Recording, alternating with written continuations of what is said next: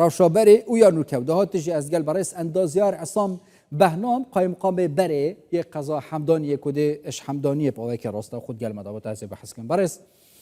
عصام قال لك سپاس كوين جل مدانه جداهي از باورد كم وبخوجي ديتيا وزيراتر جيش آلية كريستيانا و تيتا بحث كرن تيتا ديتن لبزانم ديتنا بوشي اف جداهي هندا زق هي دجاتي العراق هي للخو قرتن الهرم كردستان البرامبر كريستيانان هي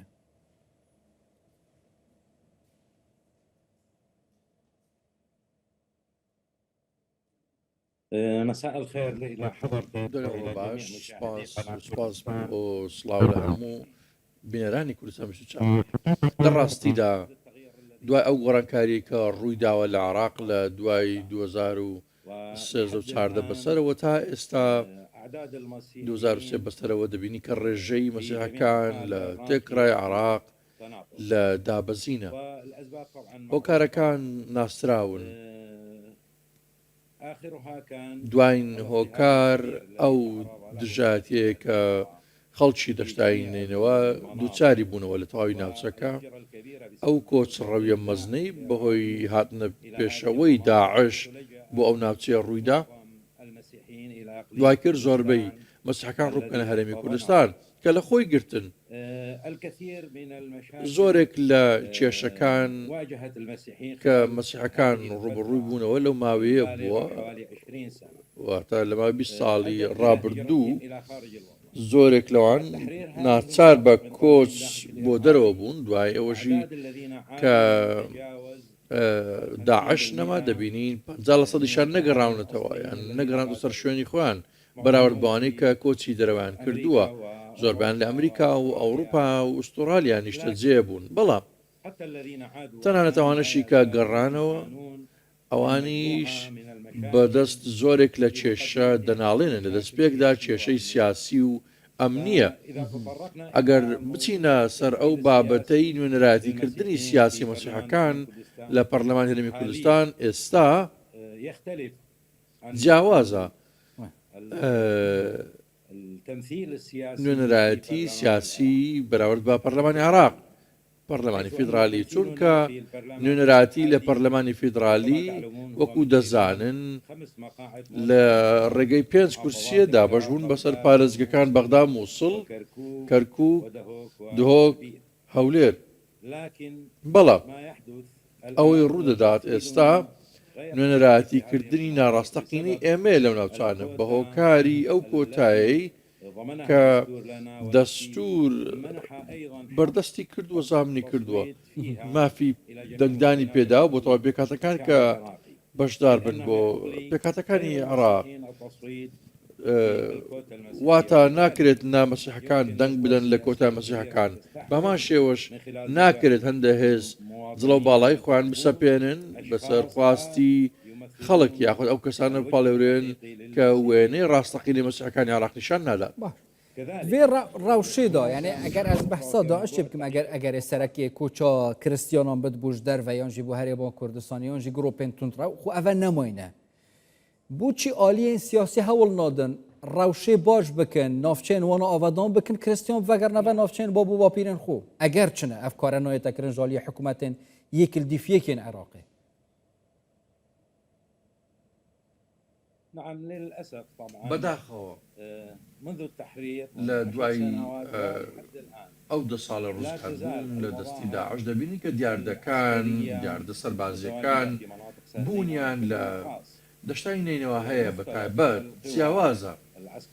هێزە جیاوازەکان لەو ناوچەیە بەربڵاون وێڕای ئەو سەقامگیرە ڕێژەیە کە تێبینی دەکرێت دۆخەکە بەو شێوەیە لە پێویستە لەگەڵ حکوومەتی عێراقی کە نوێنەرایەتی لە ڕێگە سەرۆکایەتیە دەکرێت پێویستە ئەو بابەتە چارەسەر بکرێت ئێمە خواست و داواکاریمان هەبووە لە ڕێگەی دامەزراوە سیاسی و شارستانەتەکان و ئاینەکانیشمان داوامان کردو لە حکوومەتی عێراق بۆ ئەوەی ئەو ناوچەیە دوور بگرێت لەو بەرکەوتن و چیابڕچەی نێوان هێزە سیاسی و هێز ئەمنیەکان لەو ناوچانە بەڵام تا ئێستا وەکو ئاماژەم بۆ کردنان پرسی سیاسی کە پەیوەندیارە بە کۆتا کە کاریگەری لەسەر گەلی ئێمەوە هەیە بەردەوامی شەو کاریگەریانە و دۆخەکە بۆ شێوەی بەردەوامە لە نینەوا و لە زۆربەی ناوچەکانی عێراق کە مەسیحی تێدانە. برای بەڕێزم ئەگەر باس لەوە بکەین لە هەڵبژاردننی ئێستا بۆ نمونە وەکو وەری بگرین دەبین زۆربەی پاڵێراوە مەسیحەکان ئەوانەی خوان پاڵاوچووە بوو لەسەر کۆتا لەو پێنج پارێزگەیە دوور خراونەتەوە ڕێژەیەک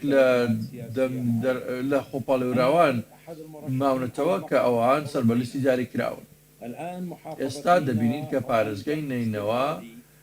کە من دوور خراوەتەوە کە بانگەشەی بۆ دەکەن لە کۆمسیۆن کە بۆ کاری هونەری بووە هەرچەندە من بڕیارم لە دادگەی تێهەڵچوونەوەی فێدرالی وەرگرت کە بگەڕێمە نێو هەڵبژاردن، بەڵام لە کۆمسیۆن ئەنجومەن ڕەتی کردەوە بۆ هۆی ئەو بڕیار و ڕێکارانەی کە گرتوونێتە بەر لە ماوەیەکی دیاریکراو کە من بگەڕێمەوە سەر شوێن. واتە ئاگادار نەبوون ئایا تاوانی ئێمە چییە کە بەو شێوەیە لە بەشداریکردن هەڵبژاردن دوور بخرێنەوە. ئێستا یەک پاڵێراو هەیە سەر بە لایەنێکی سیاسی دیاری کراوە کە پێویستی بە دەنگدان ناکات چونکە هەر لە ئێستاوە براوێ بەڵبژاردن. باشە یعنی بابەتی چوونە کریسیانان بۆ پەرلەمان عێراقی gelek şwê bi zehmettirê ya mirov tê da hezir dike. Tu bi destxistina maf û parastina mafên kiristiyanan dîsa jî du carkî bi zehmettir e. Madem hîmtinê neşên peywendiya we gel aliyên siyasiyên Iraqê bi taybetî jiyên Kurdan çawa ye. Eger ez partî jî nimûne behs kim. Hîn çawa heldin bi rêka partî dengê xwe zêdetir bikin nava Perlemanê Iraqê de. Her yasayek pêtivî eb dengên zêdetir biketin çawa daxwaziş aliyên siyasiyên Kurdî li Bexdayê bi taybetî jî partî dikin gel we dabin بو زیادتر پاراستنا مافین کریستیانان و پکاتی هم گشتی لویره.